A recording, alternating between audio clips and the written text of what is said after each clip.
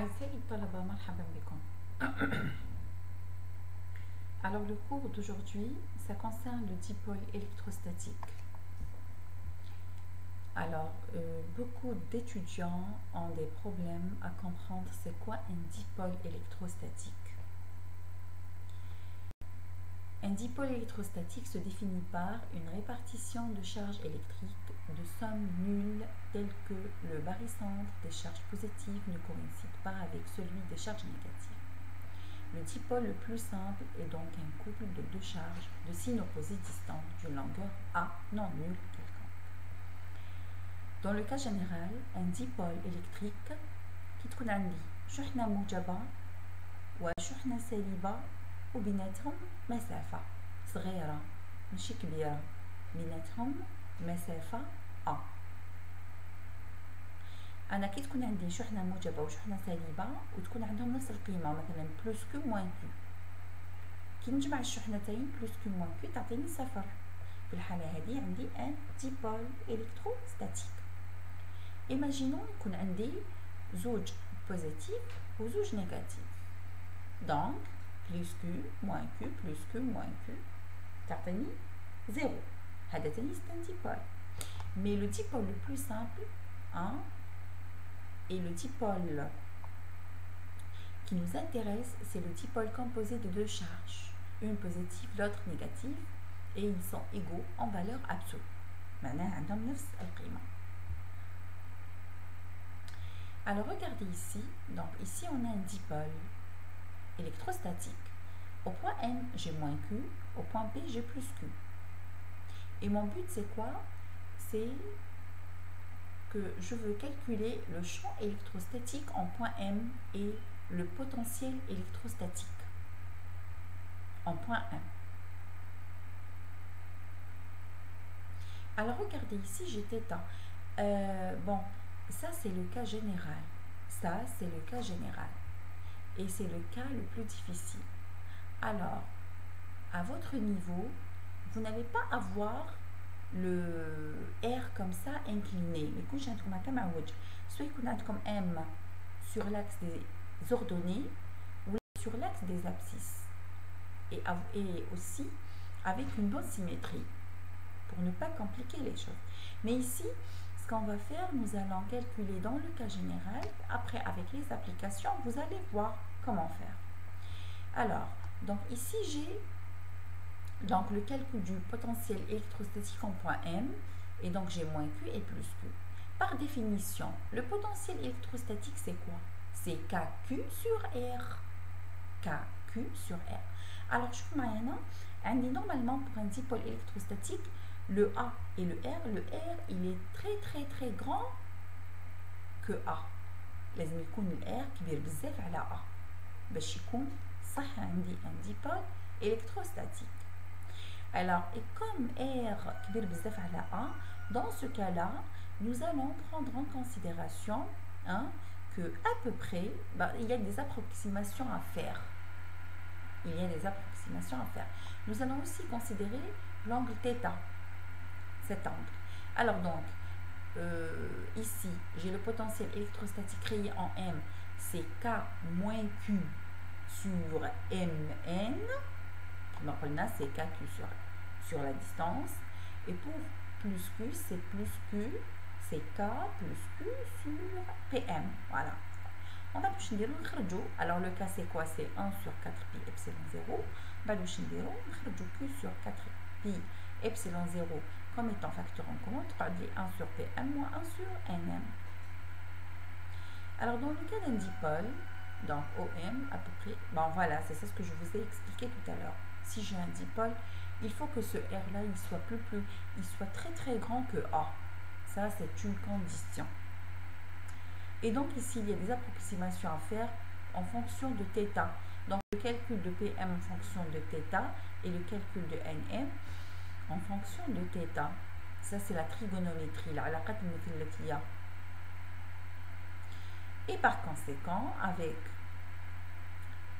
un développement de Taylor, 1 plus x à la puissance alpha, c'est 1 plus alpha x. Voilà. Donc, on a pu avoir ça.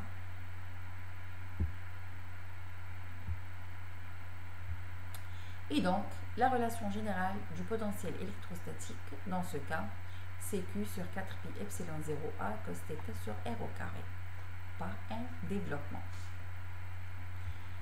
En introduisant P, le moment dipolaire, on peut écrire, voilà, donc P c'est quoi? Alors, le moment dipolaire ici, c'est quoi? C'est Q fois A. QA, c'est le moment dipolaire. P qui est Q fois A, c'est le moment dipolaire. Et donc, voilà, ça c'est la relation du potentiel électrostatique dans le cas d'un dipôle. Ça c'est le cas général. Le cas général qui compte le R incliné. Alors maintenant, le calcul du champ électrostatique. Alors, on a trouvé le potentiel électrostatique. On l'a trouvé, c'est bon, on l'a trouvé. Maintenant, on calcule le champ électrostatique. Donc, ici, on essaie de voir le chemin le plus simple. Et le chemin le plus simple pour calculer E en point M, créé par moins Q et plus Q, c'est quoi? Voilà. C'est la dérivée. Alors, à partir de EM égale à moins grade V, le champ électrostatique égale moins grade V. Où je mène à moins grade V. Et ici, on est en coordonnées polaires.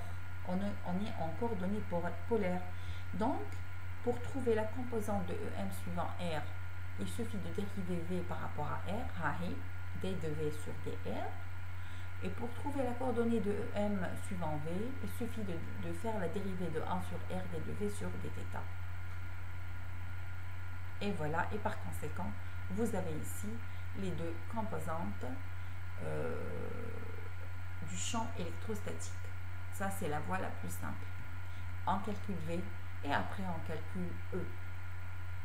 Alors ici, c'est les valeurs du champ électrostatique pour quelques angles. Alors, نعود هنا الزاوية وين كاين بي ونحسب ونلقى le champ électrostatique. دونك هنا حساب الحقل الكهربائي تم عن طريق اشتقاق بدلالة R واشتقاق بدلالة θ. وهذوما سي لي كوردوني بولار. واش معناها كوردوني بولار؟ dans le cas où j'ai on peut dire j'ai une inclinaison. Dans le cas où j'ai une inclinaison عندي اني انحناء ça veut dire زاوية θ. وزاوية θ معناه نصف قطر R، نصف قطر الانحناء وزاوية الانحناء. دونك نستعمل الإحداثيات القطبية، نقولوا لها سي الإحداثيات القطبية. Voilà. Donc il suffit ça veut dire de reprendre les dérivés et d'apprendre le cours tel qu'il est. Et après en TD, vous allez voir des cas plus simples. Voilà.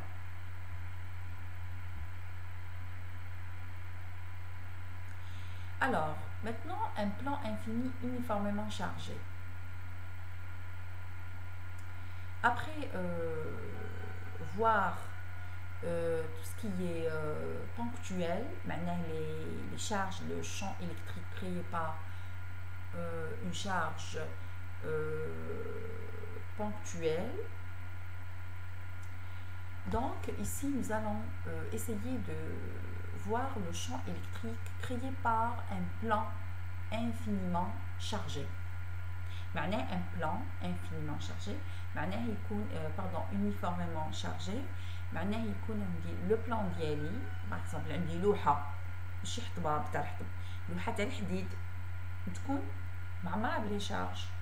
Donc les charges sont distribuées sur la surface. Donc j'ai une distribution surfacique de charge. هنا كاين واحد القانون un théorème qui s'appelle le théorème de Gauss. Vous n'êtes pas considéré par ce théorème.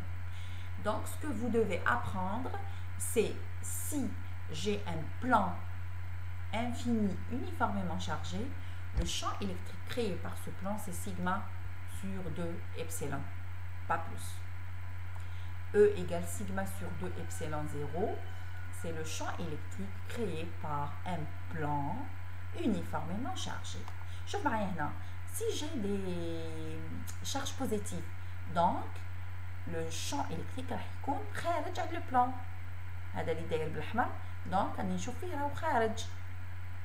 وكون جا لو بلان chargé négativement donc نشوفوا بلي la direction du champ électrique تروح للداخل داخل le plan. Alors je reprends. Ce que vous devez savoir c'est que le champ électrique créé par un seul plan c'est E égale sigma sur 2 epsilon 0. شكون sigma هذه؟ sigma هي la densité surfacique de charge. C'est la densité surfacique de charge. Sigma, c'est la densité surfacique de charge du plan. Et epsilon 0, c'est la permittivité.